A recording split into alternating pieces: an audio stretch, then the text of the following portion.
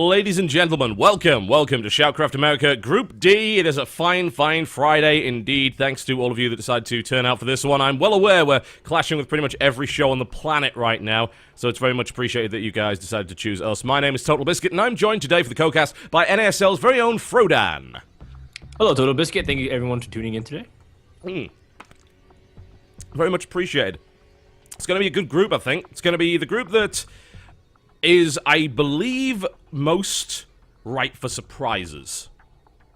Oh, yeah, definitely. A lot of these guys have a lot to prove. You can talk about some of the North American mainstays and state in QXC, but RSVP, a guy that's been posting on the forums, he's been around the North American scene for a long time, considering that he's always contributing to a bunch of guides, and he really is one of those Protoss players that tries to offer his insight. Yep. And Xenocider, an up-and-coming Terran player that a lot of people have been turning heads, especially since this guy gives pretty funny interviews, man. Yeah, so I've been told. I'm actually looking forward to his interview versus RSVP a little bit later on. I'll show you the bracket, actually. Our first matchup right here between these two. It's going to be State versus QXC, and then it's going to be followed by Xenocider versus RSVP. For those of you who don't know, this is a dual tournament format. That means that the winner of those two matches will go on to play each other. The guy who wins that match, he goes through. He's done. It's a mini... what's the term? Yes, double elimination. Let's try that one again. Double elimination format, and then, of course, the losers will then battle it out for the second place position. What that then means is that in the round of 8 onwards, which is a best-of-5 single elimination, we will be seeing the first place of Group C go up against the second place of Group D and vice versa. So we currently have the two fellows from last week just sitting there waiting for their opponents. We had Hello Kitty and Kane go through in Group C. So they will be waiting. Kane will be playing the second place finisher of Group D, and Hello Kitty will be playing the first place finisher of Group D. Yeah, and I was really surprised by those results too. In fact, all throughout this tournament, there's been surprises. Players like Vibe and Suppy, those are Zerg players that are mainstays in North America. Those are the guys getting the farthest in international tournaments, and they're not even in the round of 8, so anything can happen.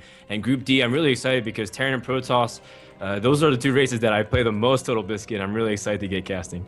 Yeah, I agree with that completely. And I think that if there's any group that really kind of personifies the idea that there's a bunch of really good American players that just don't get enough publicity, I think it's got to be Group D.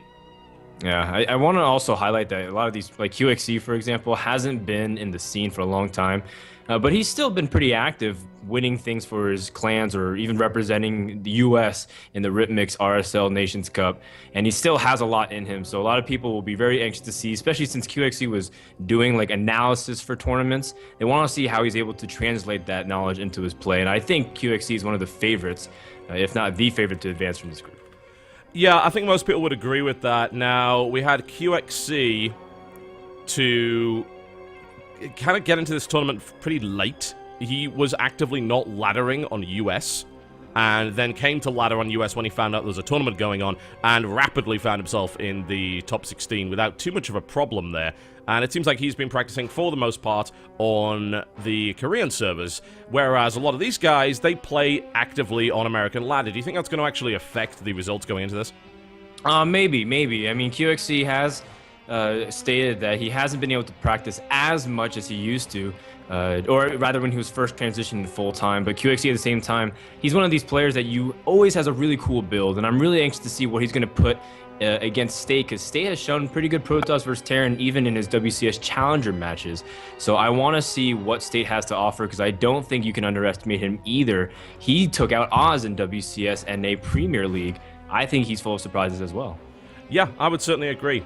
So we go into this group really not knowing where it's actually going to go. I'm currently trying to get these guys into the group call, and it's flat out failing miserably at this stage. So I will hopefully be able to get these guys on the call momentarily. We can have our face-off and then we can go into the first matchup, which actually will be on Neoplanet S, which I believe is the least popular map in our pool right now. It's barely been played this tournament. Oh, really? That's kind of odd. I really like Planet S. I don't like playing against Zerg on Planet S, especially if I'm Terran or Protoss.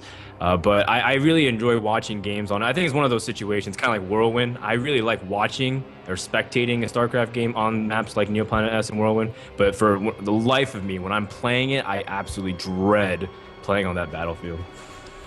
Yeah, it's pretty brutal. We see a lot of very short games on Planet S, as far as I'm concerned. Some people say, "Hey, you know, it's not a good map. I don't like it," but we're seeing a lot of vetoes for Neoplanet S at this stage, and that's not going to be a factor as we go into the round of 8 when we expand to best of 5 format, when all maps will be in play. So people are going to have to start preparing specific strategies to deal with Neoplanet S.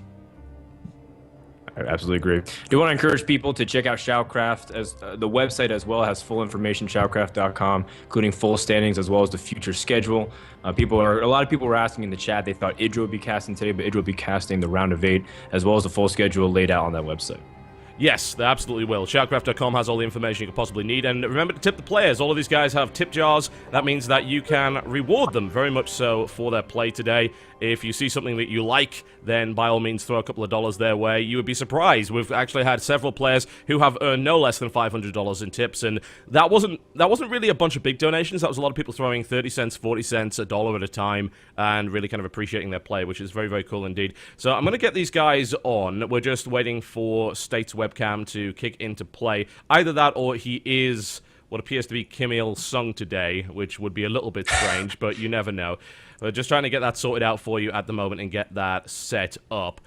But this is going to be a good day. I think this is going to be a day where we see a lot of strange results. We're going to be seeing things that people won't necessarily expect. And it's not down to maybe surprises, but I think it's more down to the fact that a lot of people just don't really know a huge amount about these players and don't get a great opportunity to see them all that often. So this is a really good chance for them to actually do that.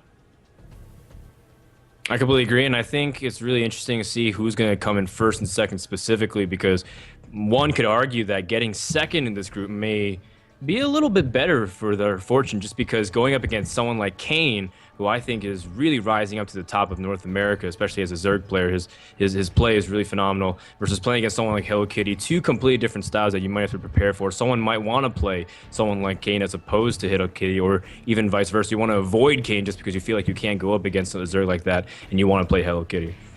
Yeah, if I'm totally honest, I would never actually want to play Hello Kitty because he prepares the most ridiculous cheese I've ever seen, and it's really, really hard to deal with as far as I can tell. And I don't think people really expected Hello Kitty to take out Suppy in the way that he did, but it was a different build every single time, and a lot of it was really potent. And Hello Kitty's also showed some pretty good decision-making, in my honest opinion. Snap decisions.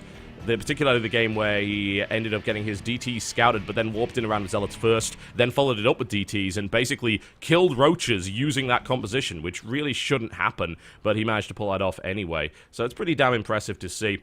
Alright, well, we have these guys in. We are about ready to take a little bit of a face-off interview between QXE and State. So here we go, the beautiful faces of both.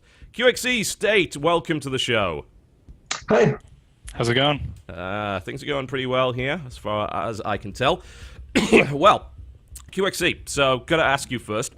You don't normally ladder on America, yet you managed to make yourself around a 16 player anyway. So to start with, how long did that actually take you? I think I got about a week and a half. So it was a little funny because I thought for WCS they may be doing invites based on ladder.